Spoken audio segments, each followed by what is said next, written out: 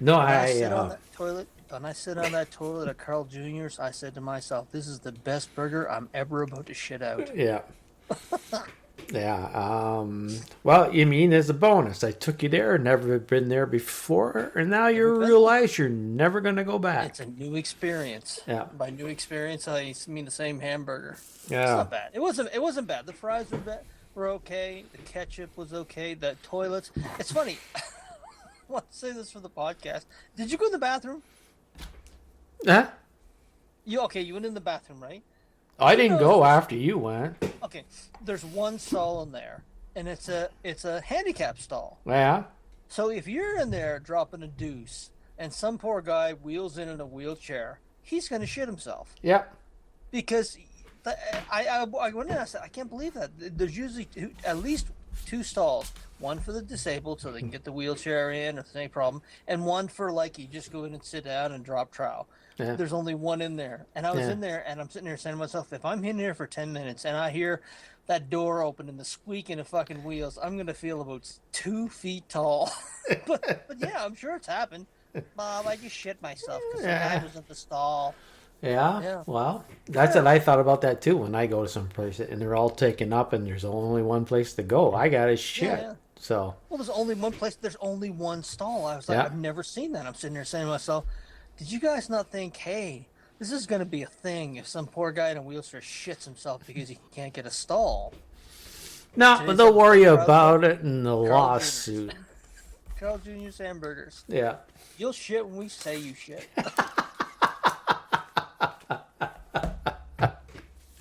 All right. Guys, I'm bringing the party to you. Snakes. Why did it have to be snakes? You big dummy. Oh, great Odin's raven. Say hello to my little friend. I stepped in a ditch last night, man. I almost froze my balls off, man. You take drugs, Danny? Every day. Good. What's the problem? Yeah, David. Oh, we know what you fear well without. I'm the doctor.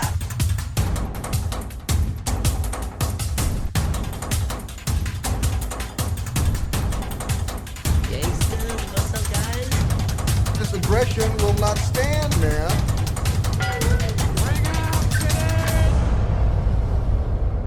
Engage. Quiet, numbskulls. I'm broadcasting. Hey everyone, welcome to the Pulp Culture Cafe, Season 13, Episode 338. We did have a 338 and a 339.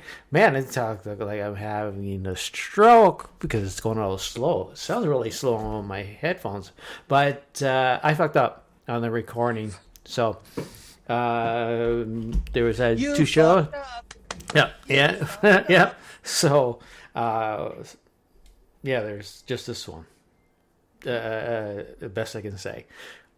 So, let's just start with some news and then go on for a banter about stuff. Why does it sound like I'm on Quaaludes or something? It's really weird. I can't hear it. I can hear it. I can hear it. Okay. I can't hear any. It sounds clear. Usually there's a little bit of tinny background. Yeah. But it seems pretty clear today. Yeah. Which means probably nothing's recording, but we'll give it a shot. Okay. I had actually thought about going to see Tron Ares in the theater. I also thought about it. And from every avenue, and I mean every avenue, even the people who are like should be usually celebrate Disney, they are like, wow, that is a cinematic turd. Yeah. Just amazing. Like, is it even in this theater still? It's still in the theaters, but it made like something like 30. It's from what I read, it had $180 million budget, and then probably another 130 to 150 in marketing for advertising. So I would suspect they have one of the biggest flops of the year on their hands because the first weekend it made, I think, 30 to 40 I want to say like 37, 38, and then it just dropped like a rock. I haven't heard the numbers. I heard some like anywhere from like 10 to 13 million. Like that's a big boom. Oh yeah. But it's one of those things that and Disney has done this, and they did it with Alien Earth, and we kind of discussed it on that show, that they're taking properties they purchase and they're putting their own Disney spin on it. And it's just I actually have not watched that much Tron. I remember watching it as a kid in like '84. The first movie came out. It's a very underdeveloped property, but it's also a very underwhelming property. I know I was never into the video game. It was just it looked kind of weird. They had little helmets on. You had that tink sound whenever you'd fire something. Yeah, it was never my favorite video game growing up. And but from my understanding, the last one, which I think was Tron Legacy, was in 2012, something like that. I'm not sure. It was actually pretty good. People liked it, and that's why people were so fucking disappointed, because they, from what I've read of the reviews and the folks who have seen it, they're doing the thing where they've done it with a lot of properties, where they'll bring on the previous guy. It's usually a guy on the screen for a couple of minutes, get rid of him, and put a rather successful, and I'm spinning this as best I can, a rather successful, strong female character in that place. And they did that with this film, and people were like, "Fuck and you." Well, I heard, as we discussed, is that the movie had nothing to do. Apparently, the last one had a really good lead-in for a sequel, and they just ignored it.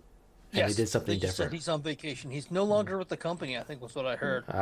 And I don't know how that plays in, but they had an opportunity there, and they just wanted to go in their own direction.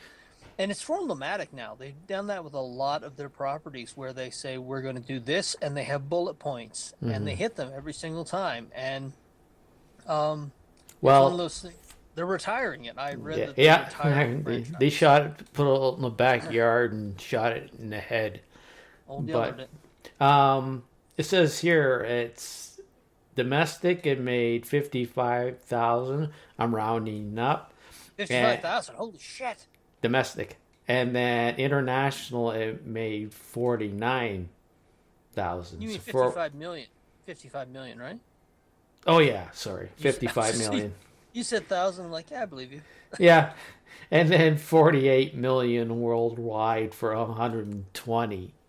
Yeah, that's the second coming into the second weekend. Yeah, now. Like it's gonna be a bomb. It just is. It's gonna, Disney's been kind of doing that. They've had a few hits like Lilo and Stitch this summer, but the most thing, they have bombs all year, and then they have the anchors of Avatar at the end of the year, and they make a huge amount of money. And that's and I don't know, that I think you and I were talking privately. I said, if anyone ever decides Avatar isn't the Christmas movie I wanted to be, and it could be, because Stranger Things is going to bookend the end of the year, because those last 3 episodes are on the 26th and the finale's on the 31st.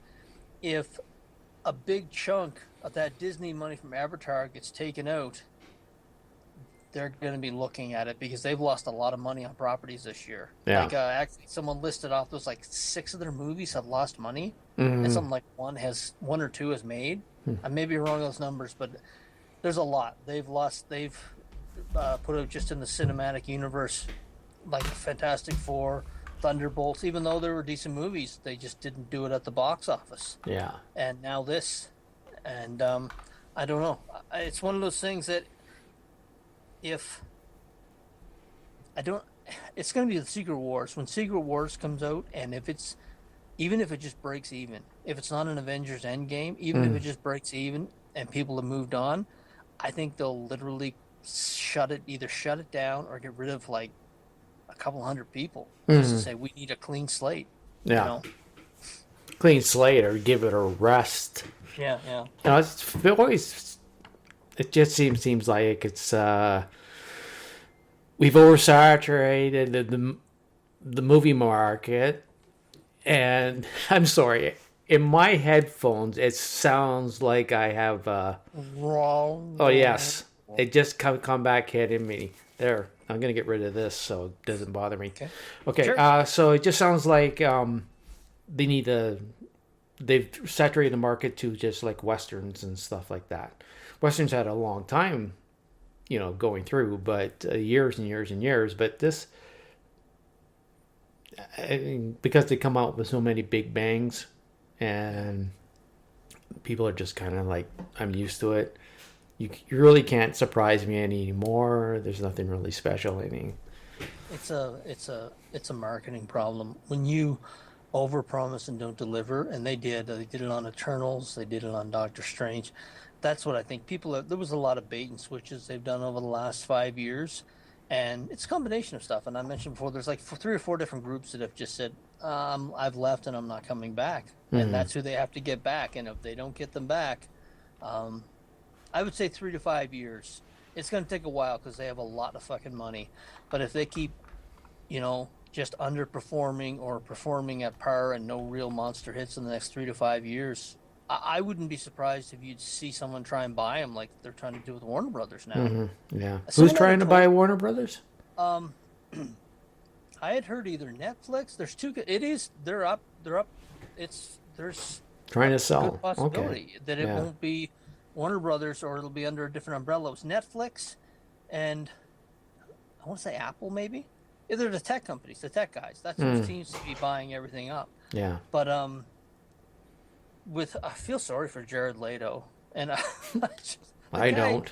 He's a decent actor. And someone brought that up and said, if you look at his work from like before he basically did Morbius, he must fucking hate doing the fact that he got into the superhero genre, because he had a lot of street cred up until like 2020 when he did Morbius. Mm-hmm. He had a lot of hits, and I look back and I saw some of his work, and he's a good actor, but he just can't. He can't. Maybe stay away from the big box office things. Yes. Just go back to doing small movies. Yeah. You're gonna see guys start doing that, and some folks have already started doing it. But so I saw some of the dialogue from the movie. Like, holy shit! Like, there's a scene someone picked up where they're on motorcycles. And they printed off the entire dialogue, and this dialogue went on while they're on the motorcycles, and it was just so bizarre. Like, but I mean, it's another thing is they said that they gave kind of an illusion that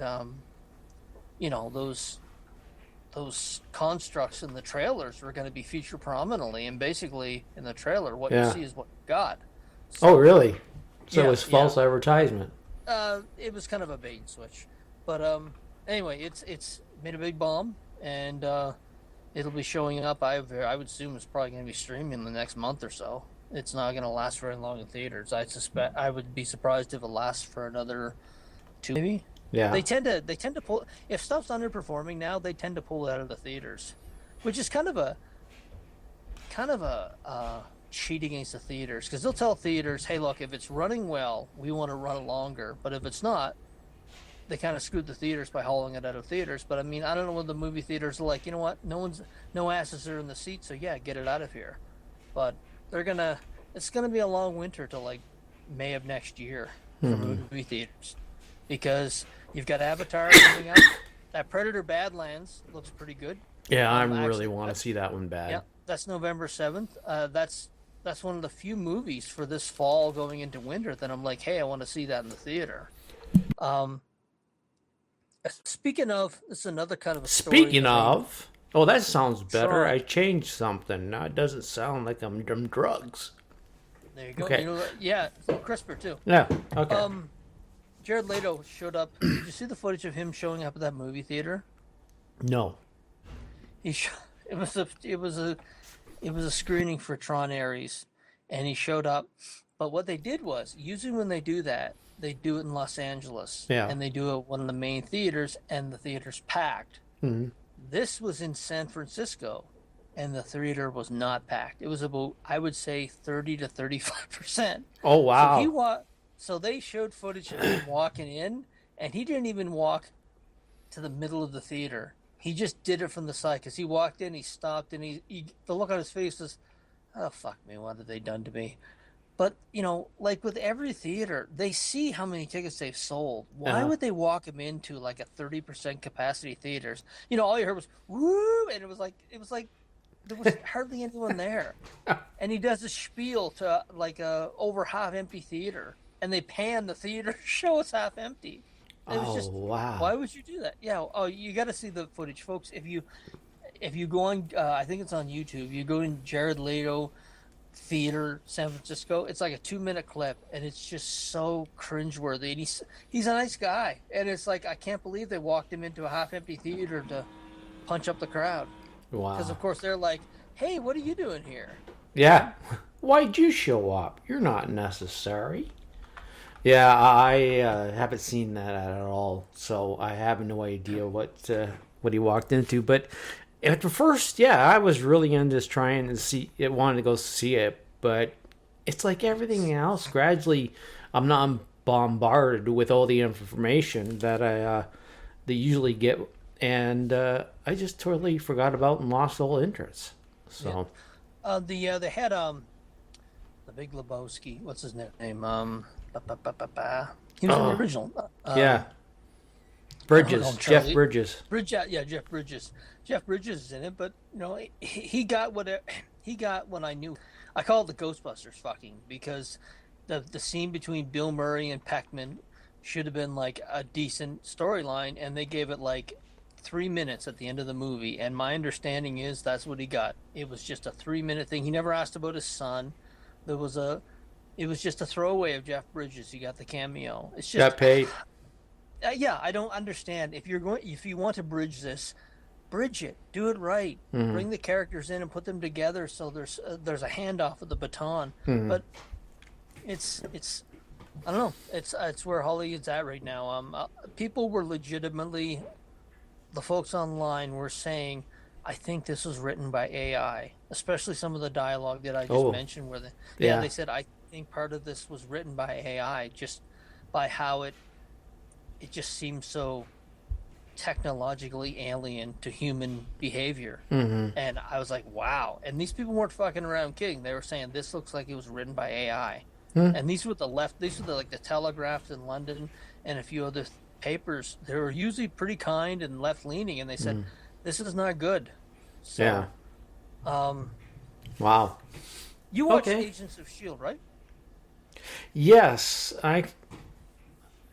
you brought it up. It brought up things that Greg Clark told people Greg, go fuck yourself. We're very proud of it, because folks have said that Agents of S.H.I.E.L.D. is not canon. Yeah. Which, it's better canon than I would say easily 60% of what they've released in the last 5 years.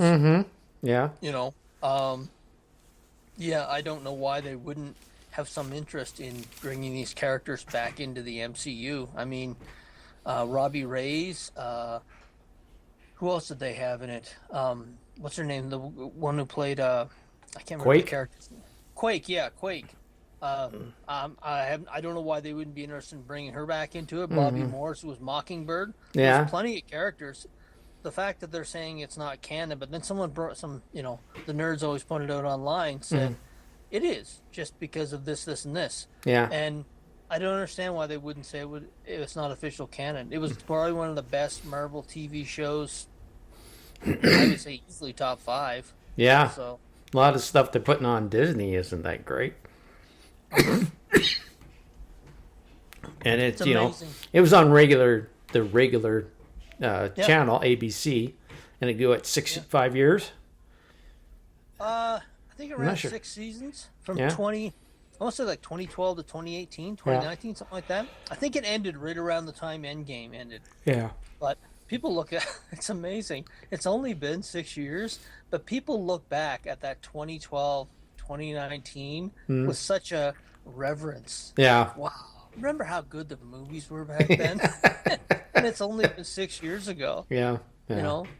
But I would love to see it back, actually. But S.H.I.E.L.D., for the most part, has been destroyed. Yeah. They've torn it to the, it represented what folks did. Cold War. I mean, Cold War, war in general, patriarchy, blah, blah, blah, that horseshit. S.H.I.E.L.D. was great. There were so many things they could have done with it. So many, people over the years in Marvel Comics that they could have given their own series, and they could have built a world around Agents of S.H.I.E.L.D., but they just killed it off, which Kind of sucked, but it is what it is. Speaking of that golden age of movies from 2012 to 2019, James Spader is going to be coming back as Ultron in Vision Quest, which I believe is coming out in 2027. Yeah. There was some stuff. New York Comic Con happened here a week ago. Yeah. And they mentioned he's going to come back in human form. So, which is interesting because I don't Did know he whether- ever how do that in the comic books? There has been a human form of Ultron, so is precedent to it, but I don't know. I haven't seen him since the Blacklist, so I think it'll be successful just for the fact that it'll be James Spader. He's great, and Paul Bettany. I think him and Paul Bettany will play off well against each other if they're able to put him in Ultron armor just as a peekaboo. It'd be great. I'm looking forward to it. It's going to be good to have someone with experience at the helm. I mean, there's a reason why I've always thought the Blacklist was successful, because he was saying this works, this doesn't work, and I hope they give him the same opportunity there. Now here's a big thing. People are going to pick on his physique. Because he's an older guy, he put on weight. Last time I saw him, he was kind of round. They're going to expect him, because he's Ultron, to be, a perfect figure. That's what I think. But When he was Raymond Reddington in the Blacklist, he's got a way of just looking evil. yeah, He could be a chubby guy, but he can just look evil. He can look imposing no matter what he looks like. He used to have this little fedora hat, and he's an actor. He's a great actor, and I think he can pull it off no problem, especially some of the shit they've had. I mean, it's like Shakespeare. Yeah, the verbal part of it, it's just going to be really sweet, right? It's going to be really maybe good. they said, Maybe we'll get some Ozopec. Ozopec and slim get down. on those MPs, lose a little weight, and we'll go from there. Fuck. I don't know why I'm coughing all the time. I watched the finale of Peacemaker.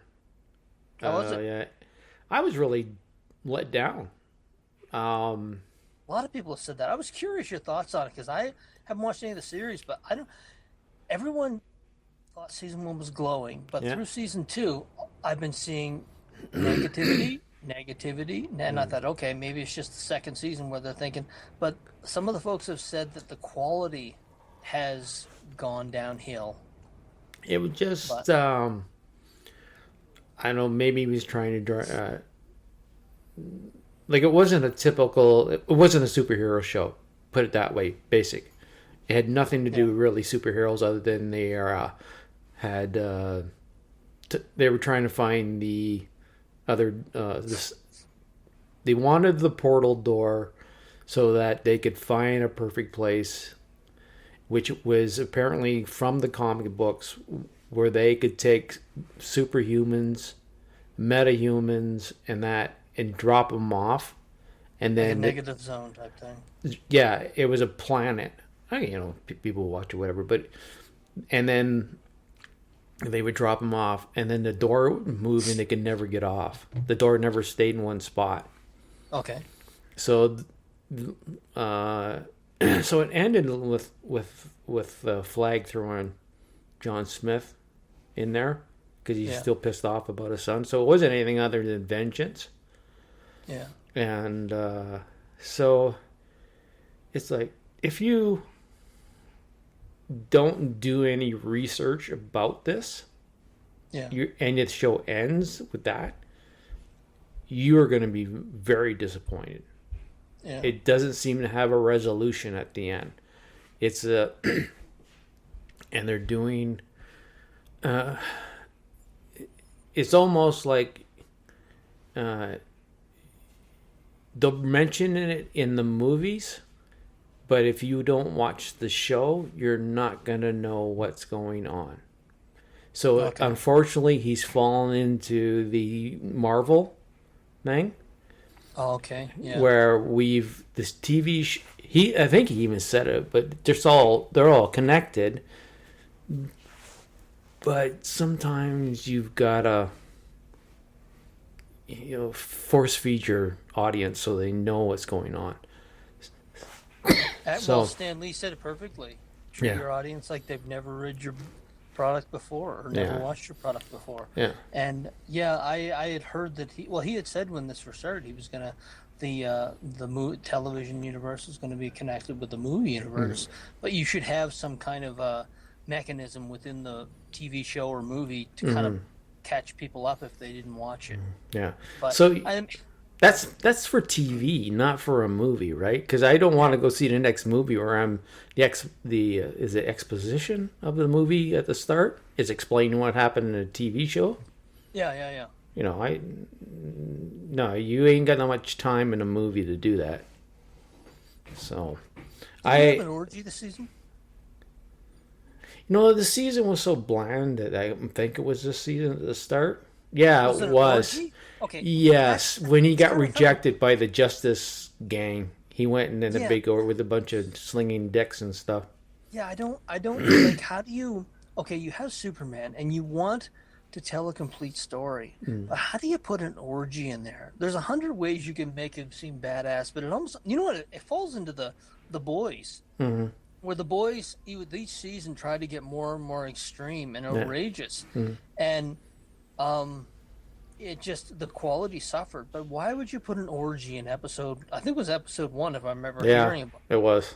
Like, it's not for kids, but then have something say that Peacemaker and Superman are tied together and then have a fucking orgy as a bow.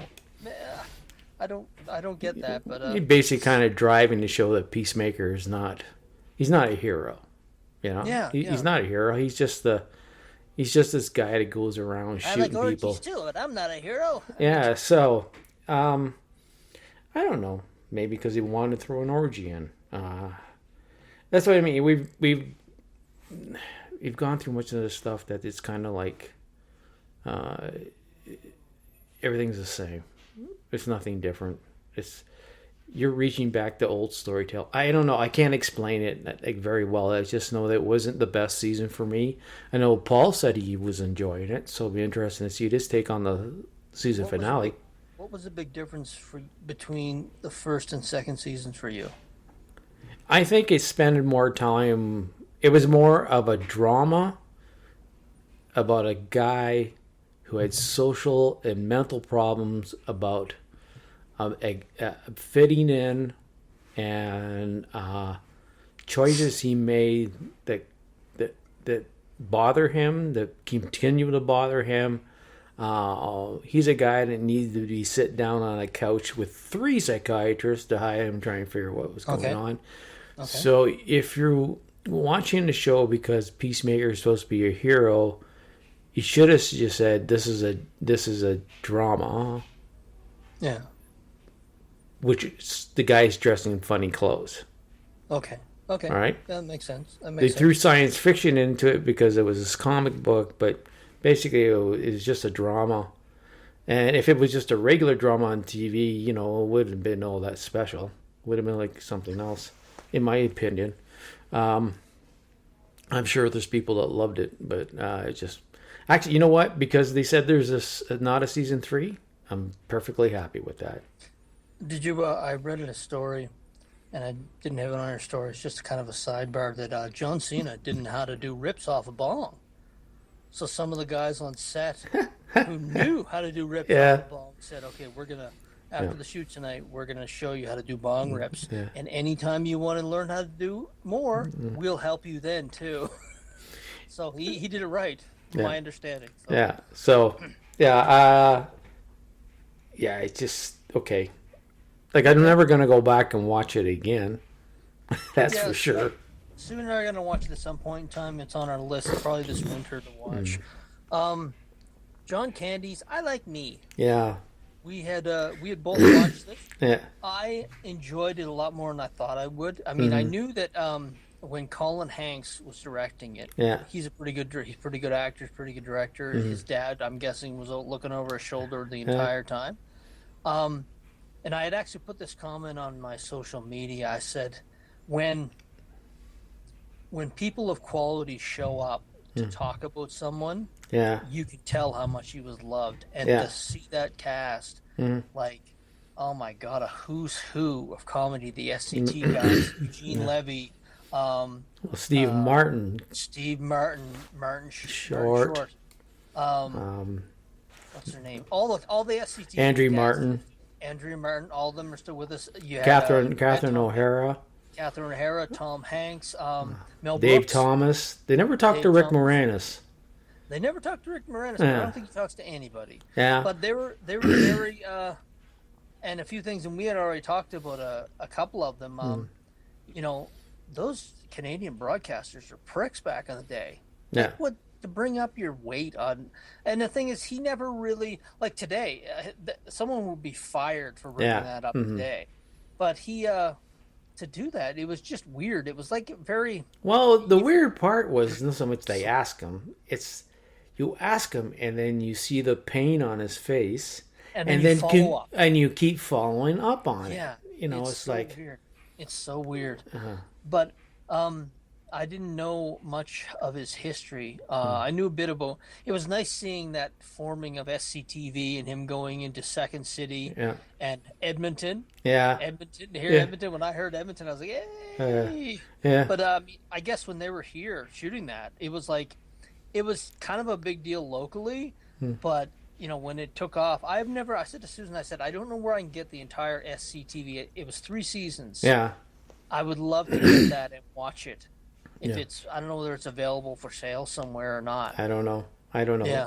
What they said they had when they were here, because no one was bothering them, they had the freedom to do whatever they wanted. Yes. To write what they wanted to and stuff like that, because no one was really watching over their shoulder. A lot of the best TV is written when no one's watching. That's the way it's always gone, because you don't get notes from people. But I knew a bit about some of the stuff he had gone through, but I didn't know about his psyche and how he dealt with it and how he constantly was afraid of failure. You know, but I know that happens a lot. And failure included not pleasing people, right? Yeah, He was scared of failing of not pleasing people and stuff like that. Yeah. And I'm pretty sure I watched they broadcast the funeral on TV. They did. I watched it. That scene, that's when I did a little burst and some waterworks started with that music they were playing when Eugene Levy was saying, and they closed the 405 down. Yeah, I didn't believe saluting. that. And in the States, you know. Yeah, well, that was in Canada. That was in Toronto. Was it? 405s and the 405s. But he talk about someplace in the States they closed down the road. Maybe I mixed that up. I'll have to watch it. It was a 40. I think it was. I'm 99% sure it was a 405 in Toronto. Yeah. And they shut that down because I know they shut it down for Pope John. I think Pope John Paul II. Yeah. And they shut it down for one of the presidents, and I'm not sure which one. Oh, okay. But that whole scene where they're showing it and the music was so important in that scene, and you're thinking, "It's a fuck," but he did have, and this is true. He did have some duds. I did watch. I did watch some John Candy films, and I'm thinking, he absolutely did this for the money. Yeah. There was a few of them. But I didn't know he did 30. I didn't know he did 30 movies. But I had read about, because I remember at the time thinking the same thing, because Andre the Giant passed away the same way too. He just passed away in his hotel room. Yeah. And I remember when that happened, that same thing, but it was a shock at that time. It wasn't because he was a much bigger guy, but he was 43. Well, he's always said he figured he was gonna pass away young like his dad did. Yeah, and to have that fear in your head the entire time that was gonna happen. But seeing his son, who looks a lot like John. But the SCTV stuff was very cool, and I said to myself afterwards, like Bizarre, all those shows are on at the same time. I would love to find out where they're sale on Blu-ray, if they're on Blu-ray or DVD, and watch them because they were that was great Canadian TV back in the day. And Danny Aykroyd, I didn't know he was a part owner of the Toronto Argonauts. Oh, John Candy? Yeah, John Candy, Wayne Gretzky, and Bruce McNall. Yeah, I didn't know. They owned it for 1 year, so I think. When they said Bruce McNall's name, I was like, I wonder if they're gonna I wonder if they're going to talk a bit about how he was a dirty little bastard. Yeah. They did. They Yeah. did. In fairness, they did. But it was good. I really enjoyed it. I've watched I've watched quite a few documentary of late. But when I heard that Colin Hanks was directing and that Ryan Reynolds had something to do with it, I was thinking they're going to do it right, and they did. It was great. It was great. I heard, again, information from the internet, and this was, I think Ryan Reynolds was saying that Colin and him wanted to do it, and Colin wanted to do it, but Colin didn't really know him. Yeah. But he just knows that every time when John was around, he was just a good person. They were kids and stuff. He was just such a nice guy that stuck with him. So when they had the opportunity to do this, Colin wanted to do it.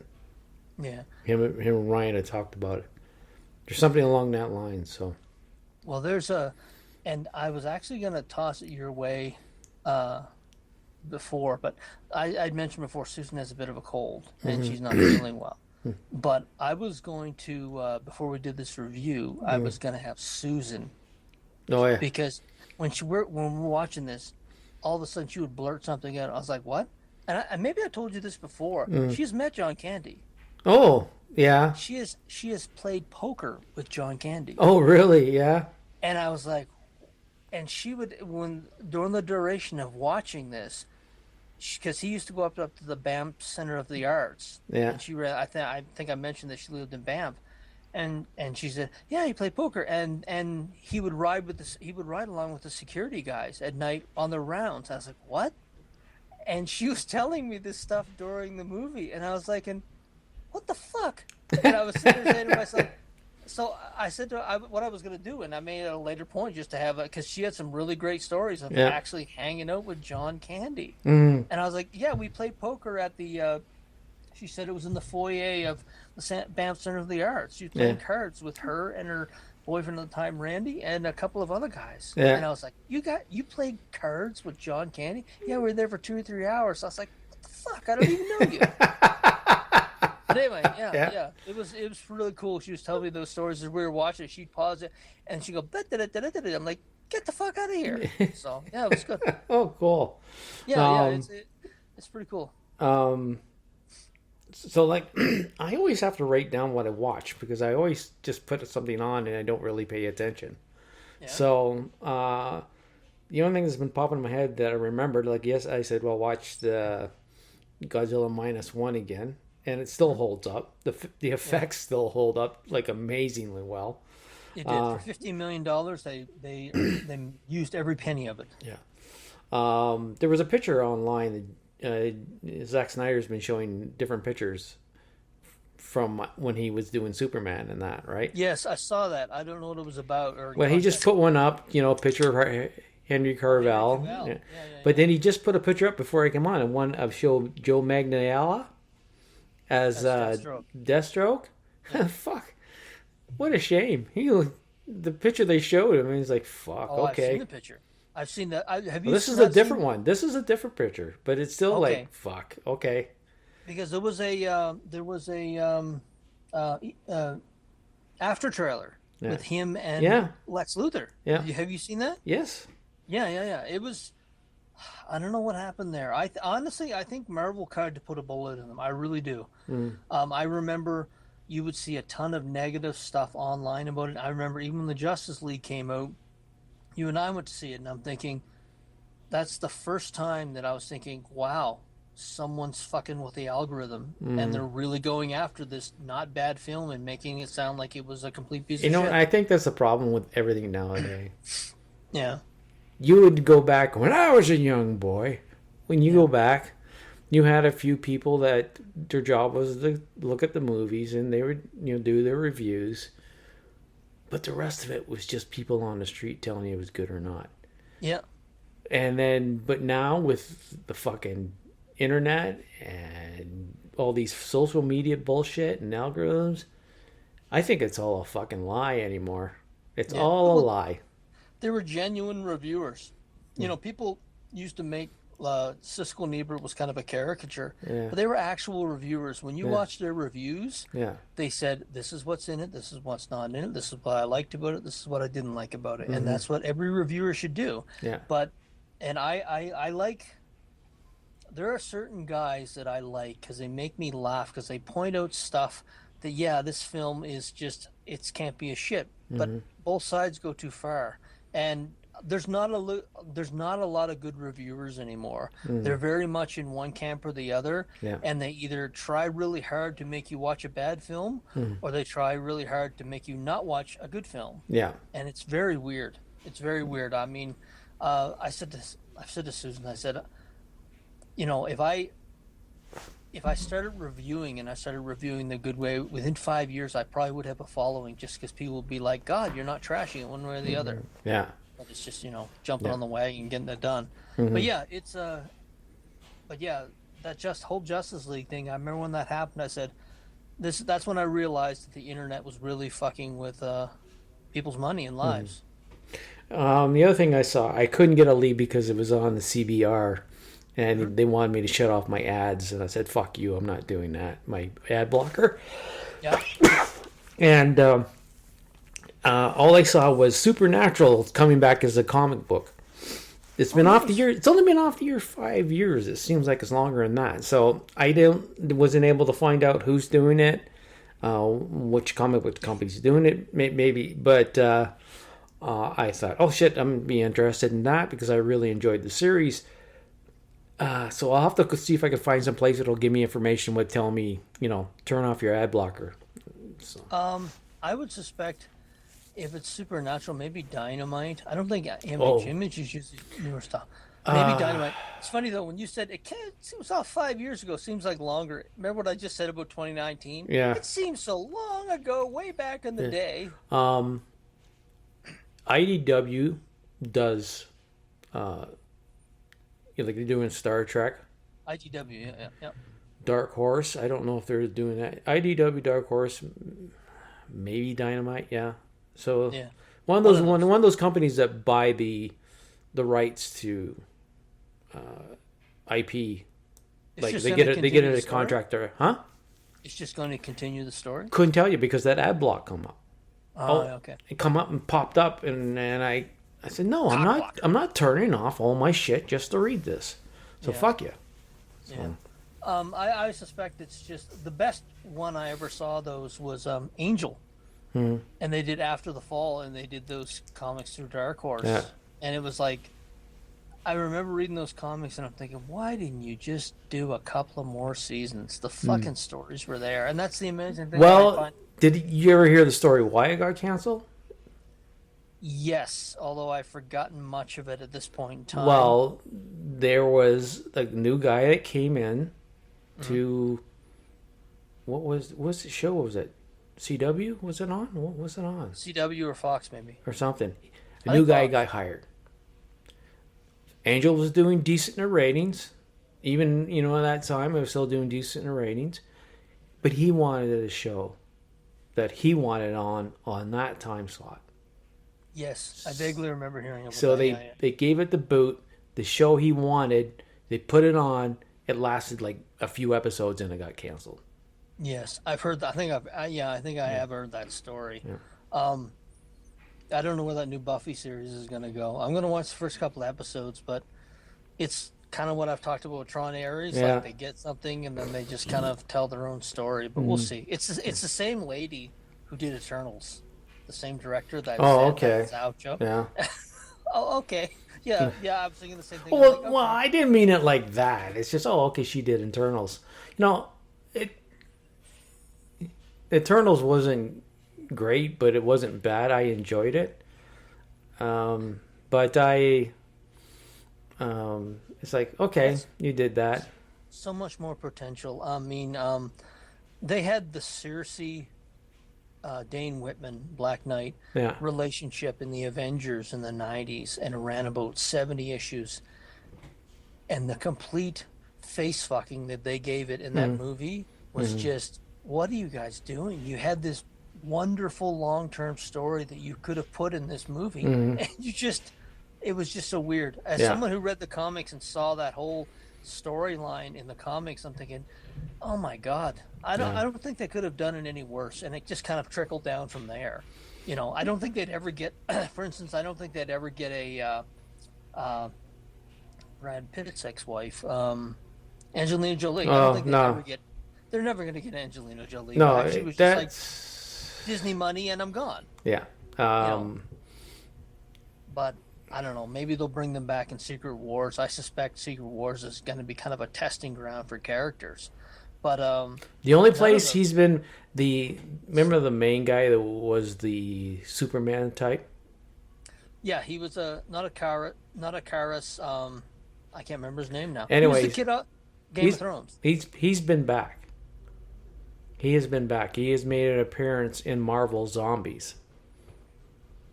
Yes, I heard about that. Yeah, so I heard about that character has made a resurgence in Marvel because he's fighting Captain Marvel in it.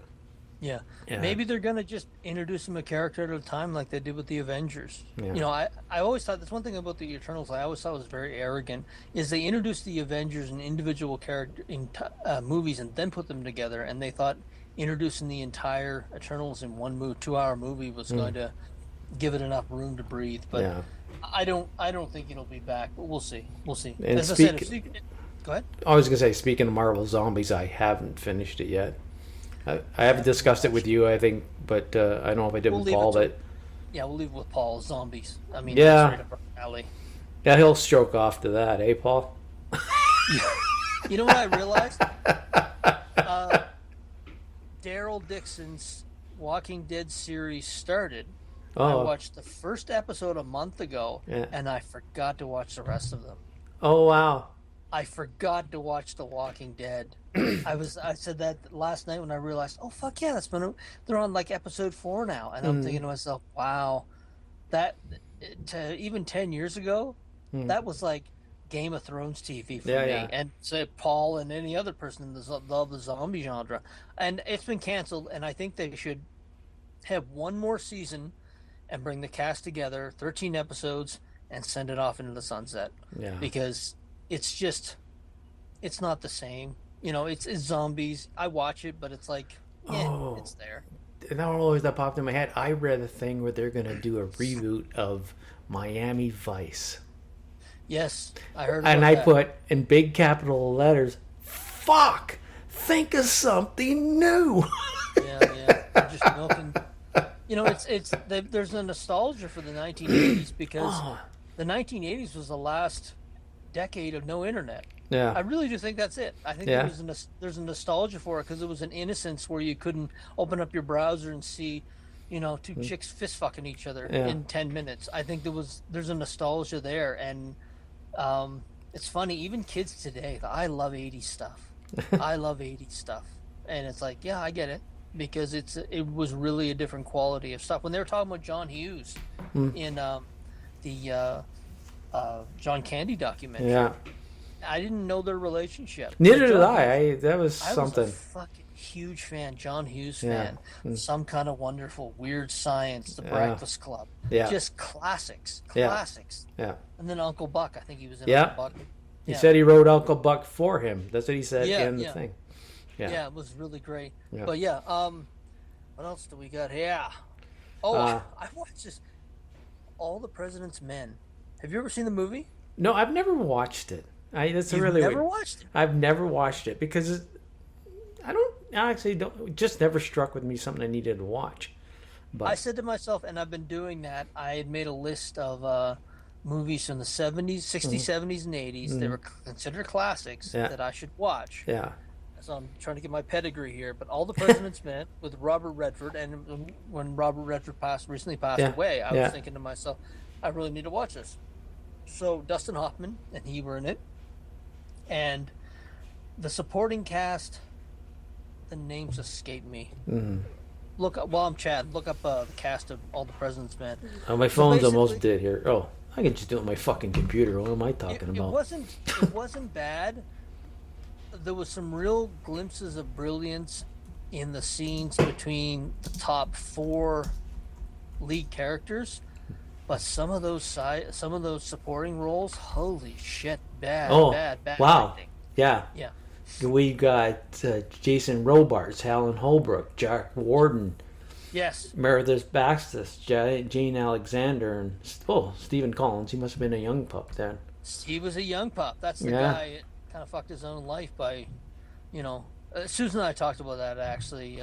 But yeah, that cast was okay, but there was some really bad supporting cast, and they told it almost. And I realized about halfway through the movie, there's no musical soundtrack. Ned Beatty. I don't remember Ned Beatty being in it. To be Well, he quite says honest. he's here. I remember Hal Holbrook was in it. He was Deep Throat. Oh, yeah. Yeah, meeting in. Oh, yeah, it says right here. Yeah. Yeah, Hal Holbrook was a young Hal Holbrook.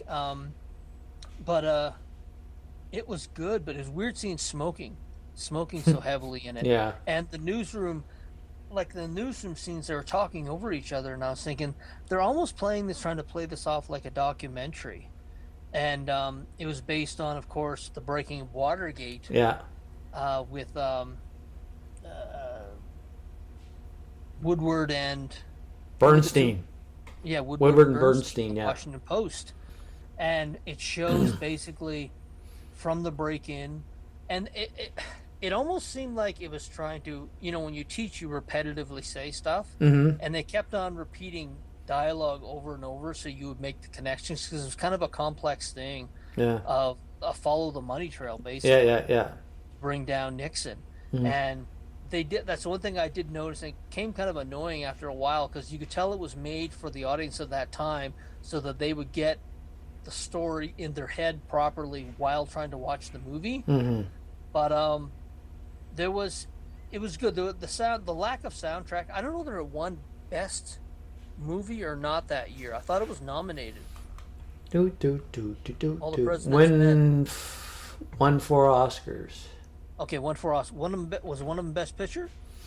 Best Picture, Best Supporting Actor, Best Supporting Actress, Best Director, and Who was the Best Supporting Actress? Jane Alexander. There were no Best Supporting Actress on that. I'm telling you, outside of that main cast, there was some rough acting for support. I think that was one of those. They gave it to, they wanted to send a message, and it happens now at the Oscars where they want to send a message and they give films the best of. Yeah. Sometimes it's not. But I was watching and I was thinking, you could see the brilliance, because it was a young Dustin Hoffman and a young Robert Redford. You could see and Jason Robards. He was great. He was fantastic in it. He had some really great lines in it. He played the editor of the newspaper, and he had some really, really great lines in it. And there was another guy you mentioned. He was an older guy. I had seen him in a couple of different things. So Jason, who else did you mention was in it? Let me go back here. We have, you said like Hal Holbrook as Deep Throat. Yeah. Jack Warden. It was Harry. Warden. Yeah. Jack Warden. He actually maybe he was. I think, was an editor-in-chief, and he was kind of the bullpen boss. And he was, the dialogue between those characters were great, but that's kind of where it ended. A lot of the support characters, and when they went out, like when the reporters went up to talk to a lot of people involved with it, the actors they got, some of it was just wooden as shit. It was not very good. And when I heard I got Best Picture, I was thinking, okay, that was kind of a political thing. But it was interesting, because I knew the initial story of Watergate, but I didn't know how it all went down and how the money was followed. And by today's standard, it's almost quaint. Yeah. It really is almost quaint. Like Watergate would have taken down no one today. No. It wouldn't have been a story either. Yeah, and I mean that from both parties. There has been scandals in both parties 10 times bigger than Watergate that took down no one. Yeah. And that Fox News would have made him out to be a hero. Yes, exactly. I mean, that's what Susan and I talked about it afterwards. We said that was a nothing burger compared to today. Yeah. I mean, it would have done nothing except been about 2 days on the news cycle, and that's it. Yeah, the Republican Party of today then would all just, they wouldn't have, we're not getting rid of the president. No, he didn't do anything wrong, so. And whoever would have made deep throat avatars and deep throat memes, and that would have been it. Yeah. That would have been it. We're going to be back after this commercial break. All All right. In a few days, the Chevrolet Motor Company will announce a great new car. We believe it is unquestionably the finest motor car this company has ever designed or built. Chevrolet's success has been due largely to the loyalty of its owners. Therefore, we are giving you this advance information so that you can arrange to be one of the first to experience the thrills of driving this new car. And when we say thrills, we mean just that. You will get the thrill of a smooth 60-horsepower six-cylinder engine with a speed of 65 to 70 miles per hour. The thrill of driving the first and only low-priced car with both simplified freewheeling and the silent shift synchromesh transmission. You will get the thrill of ultra-modern styling in smart new bodies by Fisher. And finally, the thrill of Chevrolet's greater comfort, durability, and economy at prices among the lowest at which motor cars are sold. So take advantage of this advance information to Chevrolet owners. And whether or not you intend to buy, arrange to drive this new car yourself and learn firsthand why Chevrolet is truly the great American value for 1932. I watched, and I don't think you watched this, but Ozzy Osbourne's documentary No Escape from Now. No, I haven't watched that one. What's it on? Crave? It's on Paramount Plus, actually. Okay, then I haven't watched it. It's about 2.5 hours long, and it's basically the run from Ozzy's life from 2019, leading right up to his death here. Was it July 10th of this year? You can tell they were not expecting it because the last 5 minutes, it's this fade to black very quickly. In a minute, they gloss over what happened. You could tell that they had to do some splicing to get this to market. Yeah. But he was putting out music, and he put out a single called what the hell was it? God is Rock and Roll. I can't remember the title of it. Fuck, that pisses me off. I was just listening to it. Anyway, he recorded it in June of this year. Oh, yeah? And it's a great fucking song. He had people that came in, they showed video footage of it. A guy named, I want to say Billy Morrison, I think his name was. He's a great guitarist. And they literally set up a recording studio in his house. And he recorded his last song a month or 6 weeks. Those guys, and Alice Cooper brought it up at the time when he passed away. They said, these guys just never stop. McCartney, the Stones, they're going to go out on their shields. Yeah. But the documentary itself, he's a funny guy. And they were talked about his medical problems he had over the years, how badly the doctors fucked up. Oh, yeah. You could tell his son was pissed. His son is still pissed because they did stuff they didn't need to do with his back, and it really put him in a lot of pain. And the last 5 years, especially of his life, he was in a lot of fucking pain. But they showed a lot of cool stuff with his grandkids, and him getting inducted into the Rock and Roll Hall of Fame, which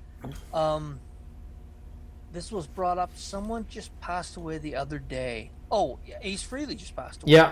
Yeah, and he's not in the Rock and Roll Hall of Fame yet.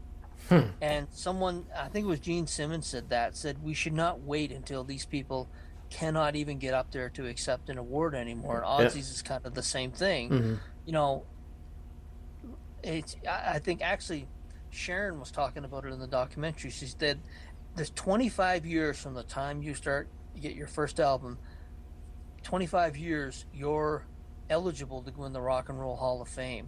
Ozzy had 43 years. He should have been in there a long fucking time ago. And they said it was a pain in the ass. What he had to do was basically had to fly across the country, and for someone who was messed up as he was, getting on an airplane was incredibly taxing. But it was good. There was a lot of stuff that he handled it with a lot more grace than I know I would have with all the shit he went through. But you could see the deterioration. I'd said a bit before that in his last performance in Birmingham, he went off drugs completely because he wanted to be lucid. And he just, it's a great documentary. It's worth watching. His daughters are in it, his son, his daughter that really wasn't on the Osbourne, so I didn't know that much about Yeah, her. they had a daughter that had nothing to do with any of that. Yeah. Yeah, she was a spitting image of Sharon, and he had a gun. He used to use it for target practice at the house, Yeah. and it was literally sitting on his table outside, and he had targets set off in the distance. And Sharon said that it's not because he loves guns; it's basically because it helps him breathe, helps him focus, because you have to focus when you're shooting the gun. Yeah. But it showed the guys, the musicians that came together for that concert and at the Rock and Roll Hall of Fame, and it showed Jack Black introducing him, and the absolute respect that he had from so many people, and Black Sabbath was the birthplace of heavy metal, Yeah. and Ozzy, when he won, you could tell, even when he's talking about Randy Rhoads, you could tell he was just still devastated 43 years later. It's funny though, because Susan had told me this, and I haven't had a chance to research it. She had said that Randy Rhoads had actually planned on leaving the band, which I found was just fascinating, and I have to research to see if it was true, simply because he got tired. Ozzy was doing a lot of... Ozzy was a bad boy. All those guys were back in the day. Yeah, They did some really fun shit. Mm-hmm. So, but I really enjoyed it. It's about 2 hours long, and it really is a nice wrap-up to his career. There's a ton of music on there that he had just done the last couple of years that I want to buy the albums, because it's fantastic. The guy made music up until literally the month before he passed away. Yeah, yeah. It's fantastic. That's all you know. That's what you love to do. It didn't probably not work, right? Yeah, he did that, and then Sharon encouraged it, because she said when he was doing that, and so when you're doing something you love, he came alive, and a lot of the pain, she said, a lot of the pain that he was feeling, it could push to the side because he was able to focus on something else. So when he wanted to write, or someone came by and said, I've got this song I'd like you to work on. He did some work with Elton John there a couple of years ago. She encouraged it because it got him out of his head for all the shit he was dealing with. So, what else? You got anything? No, nothing that popped into my head. I mean, I have one more review. The Lost Bus. Oh yeah, you talked about that, how good it was a movie it was. Yeah. It was okay. It was different. It was Matthew McConaughey in a film directed by Paul Greengrass that I had never seen him in that type of situation before. Because basically, it's loosely based on a true story of a fire that PG&E in California was partially responsible for starting. I don't know exactly when it was, somewhere time in the last 15 years. And it was basically, when Susan and I were watching it, she got very anxious because a lot of the scenes, she was on duty when the fire in Fort McMurray broke out. Oh, okay. She was very anxious, and I'm watching her, and out of the corner of my eye, as this thing's going on, and it's starting to build up, and there's Paul Greengrass was very good at making it. You could see the tension starting to build of this fire, just all of a sudden going from under control to not out of control to completely engulfing everything. And that's kind of what happened with, where it was like, okay, we don't think it's going to do. Nope, you're breaking up. And it jumped. Are you having a stroke? You're breaking up.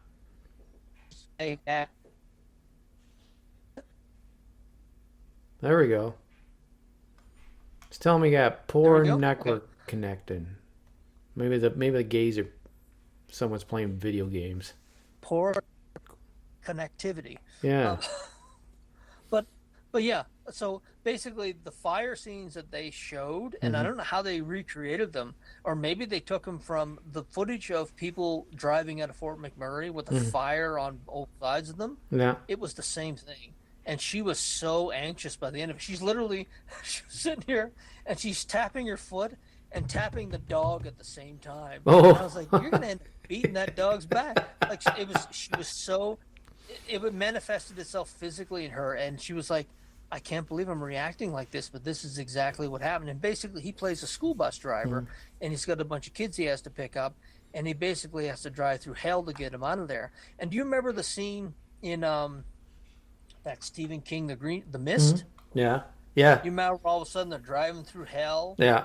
And then all of a sudden they're out. Yeah. And there's the army, and the skies clear up, and it was basically the same thing. They're basically driving through hell, and then all of a sudden, they're out of it. Mm-hmm. But they made the fire, the way they presented the fire, they showed it, it must have been a drone, but they showed the fire from the point of view, they showed the devastation from the point of view of the fire, where it's just literally going through the forest, setting everything on fire. And it's amazing. I didn't know that much about how those things start or how quickly they spread, but it's very tense, a very tense movie, and it was unique in that we haven't had one of those. Remember they did Volcano, and they did a few ones back in the day. Yeah. There was one with, you know what I'm talking about? They had one with Pierce Bronson. Yes, I remember that one. Yeah. Yeah, exactly. They hadn't done that for a while, where it was just a forest that was on fire, and it was very intense. The acting was very well done, and it was very odd seeing him in the part of a kind of a loser. He was a school bus driver, and his wife his wife was kind of a dick to him, and that was one weird thing I did notice. They were trying to make him look like a poor loser, but she was like literally dressing him down in the middle of a forest fire. That was kind of weird. I was thinking, okay, lady. He's trying to get these kids out of here. Shut up. You can deal with your problems later. But they tried to make Matthew McConaughey as ugly as they could. They put him in a hat, and he was scruffy and everything. Yeah. And that was another thing that was kind of weird, because none of the ladies, there was one dispatcher who was treating him like shit, and I'm like, that's not how that would work in real life. Yeah.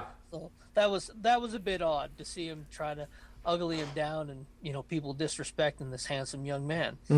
But other than that, it was a very good movie. I enjoyed it a lot more than I thought I would, just because there was a lot of unique original aspects to it, and the acting was great, and the directing was good. So I've got to do better work.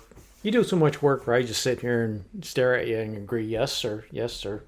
I'll be honest, John, I literally, because of the Carl Jr. scandal, I didn't do as much. I just remembered a lot of it. Well, like literally, I haven't got any confirmation on the rest of read, but it feels like they found some more classic Doctor Who episodes from a private collector. There's 97 episodes of 253 episodes of the series the first 6 years. That's a lot of episodes in 6 years. That is a lot of episodes. So you can reuse the cardboard over again. So they say from 1963 to 69, it's currently missing, leaving 26 stories incomplete.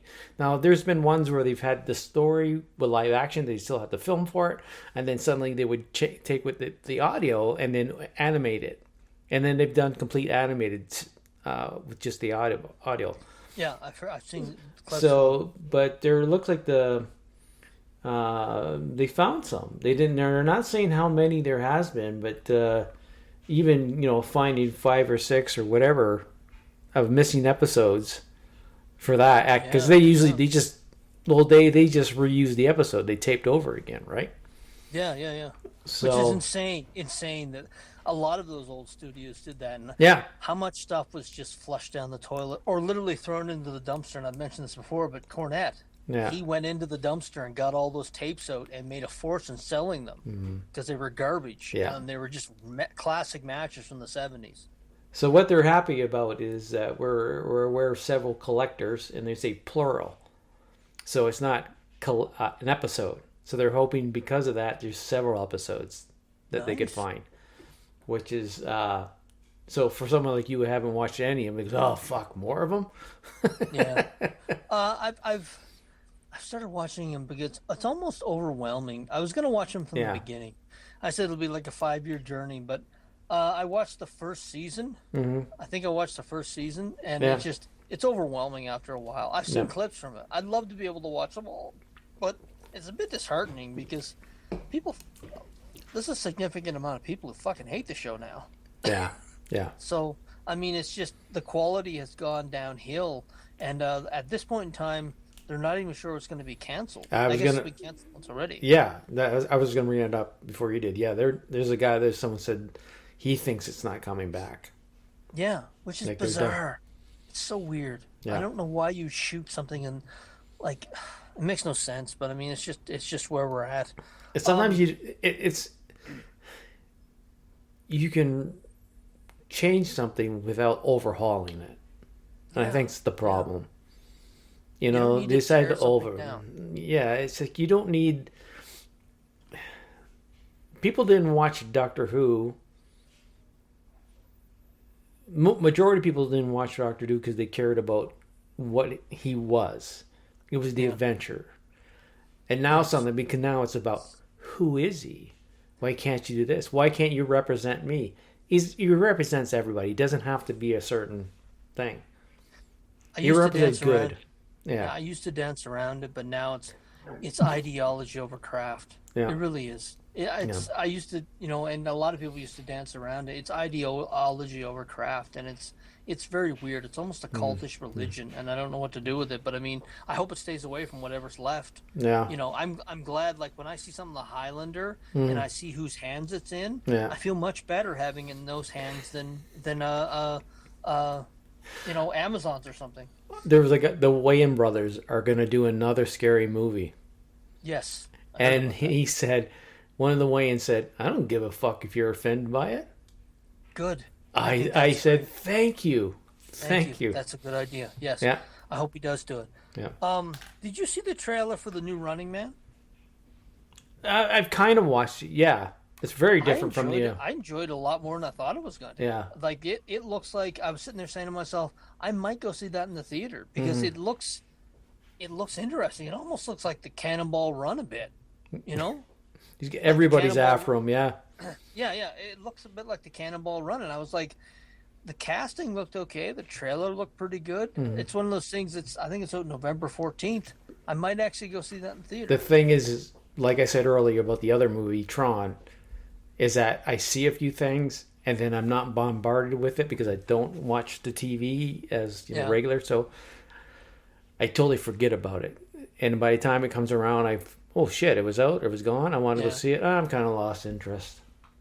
Yeah, I mean, there's so much out there that movies in general don't get the lion's share of the attention, even though they're kind of a pay-per-view type thing, because there's so many other properties that are releasing. Like I've started monthly. I'll make a list of stuff that's coming back that Sue and I want to watch, and even for October and November, there's like 6 or 7 things that we want to watch for each month, whether it be movies or series that are starting up, and there are a few movies there in theaters, but it kind of gets lost in the shuffle now because there's so much content. Some of it not good, some of it very good out there. But I just flipping through Feedly here. Allison Mack from Smallville, who got caught up in that cult and convicted. Yeah. She's going to start doing a podcast. So I might listen to that. Just because, isn't that the sex one? Yeah. It was basically a sex cult. So today's episode is brought to you by olive oil. Yeah. Her experience in the NXIVM sex cult and her time in prison. Man, I always thought she was so cute on that show. Her manager probably said, "Look, I'm telling you, 6 million guys jerking off is better than no guys jerking off." Because if it's just, I'm guessing it's gonna be detailed orientated as she can go, and then you're gonna leave the rest of your imagination. This guy he was a demon. Yeah. But the stuff he got women to do, yeah, it's like, what the fuck? Yeah. He wasn't even a particularly attractive guy. I saw his picture. I'm thinking, did this guy have a hammer on him? He could weight down a ship with? Yeah, it's about. It was very weird. Charisma, right? Charisma and way to talk. But this was a Hollywood actress and a relatively attractive one that just said, "Yeah, I'm going to do this." Relatively attractive? I thought she was very attractive. So fuck you. Very attractive. But this was basically who's the guy that hung himself in prison? This was Epstein. This was an Epstein guy. No, I mean they weren't that young, but it was the same kind of influence where he just basically just brought women in to screw them. It's amazing. I would actually listen to that podcast if it was honest. If it was like used as a hook, where the first episode was nothing burger, and then the second episode was a nothing burger. Yeah. You know, but there's content there that people are going to want to hear about. So I can see it being successful for the first couple of episodes. Well, But if it's, it depends. The success doesn't depend on how many. Success depends on the owners, because we're not a success, right? We do this for the fun of it, and we do have some time, but we don't make any money. I don't know. I should try and see. Libsyn says you can monetize your podcast. I should do that for the fun of it. But for someone like her or other people, success is how many sponsors they get to pay for the podcast, right? Because she might get a couple of sponsors, but the higher she gets in downloads, that's when suddenly you get sponsors. Fleshlight. Yeah, That's the bottom. That's the bottom. Every podcaster said that's where you start. Yeah. Rogan said that. Marina said that. Fleshlight. You Yeah. get 50,000. Like, it's the audience. Like, that's the audience. Yeah, Like, yeah. There's a match made in heaven there. yeah. So that's how I think success is. You keep doing it, and you're able to get some sort of income from it. For people like Allison Mack and other podcasters, the famous podcasters. I mean, why are they running ads on their shows? Because they want an income to help pay for it and make some money, right? Yep. If you're not worried about it like we are, we do it, we take it out of our own pockets, we do it for the fun of it, send it out, and if you want to listen, great. If you don't, okay, that's fine. Yeah. So if she really wants to tell her story, let's leave her out of it. Success is only contribute to how much money you make per the person. So we're a success because we're still going. Hey, we're a success because we're at 338 plus whatever I did on my own and whatever, right? There's not a lot. I'm telling you, the podcast, that whole chamber in the last 2 years has really changed. I guarantee you, we're in the top 10% of actual episodes broadcast. So I'm not even kidding. No, but that's just it. We just keep doing it, Yep. and that's a success. We haven't quit after so many shows. Yeah, most of them don't make 50 episodes. Yeah, And there's Hobie, and Hobie's one that stands up in my mind, but there's not too many other people from 2016 that are still around. Yeah. So, but I'll listen to the first couple episodes. It depends. If it's kind of a rehabilitation, if she's honest, people will continue listening. If she's just trying to whack people off for if she doesn't take any responsibility, because she was an adult. She was a hot, sexy adult that did that. Yeah. That bad stuff. How long was she in jail for? Huh? I don't know. I didn't click. I just read the headline that she was doing it, and we went from there. That'd be great. It would be great if she'd get the rights to Smallville's theme. Somebody save me. That would be awesome. Let's Have that as see. the intro song. It might not let me because the thing will come up tell me that arrested in 2018, sex trafficking, forced labor, money fraud. Wow. She was arrested in 2018, pleaded guilty to charges of trafficking, sex trafficking, conspiracy, forced labor conspiracy, accusation of money laundering, identity fraud followed, and racketeering and conspiracy charges. Holy fuck. She sued 2 years in jail. You know, if you do, Sue and I talked about this, because Diddy got 4 years in prison. Oh, yeah. He got to do whatever the fuck he wanted for, 20 years, 20 plus years? If someone had told me at the beginning, you know what, you're going to get 4 years in Club Fed, you're going to get to keep all your money, so you're going to be protected on the inside because people know you're rich, and you get to do all this crazy shit for 20 years, and you get 4 years in prison. Yeah. A lot of people would say, yeah, I'll do that time. Let me get this clear. I get to do whatever I want for 20 years, and all I have to do is set in Club Fed for 4. Yeah. Sign me up. Yeah. It's just, when I heard he got 4 years, I was like, all you've done is teach the next generation that there's really no punishment for stuff like that.